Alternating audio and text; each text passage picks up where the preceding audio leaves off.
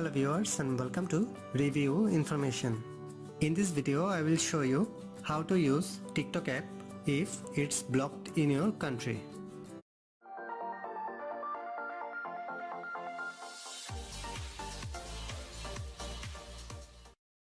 Go to TikTok from your apps list.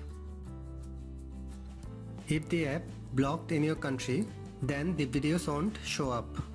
To use TikTok app, you have to download an app.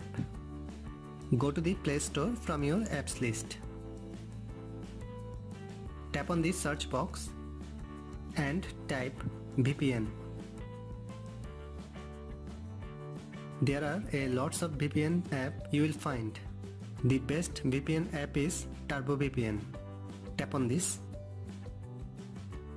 Now install this app.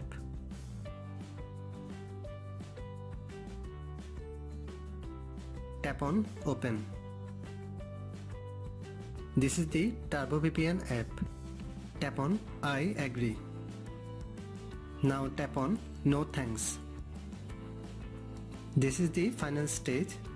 Tap on this icon to connect. A confirmation message will open.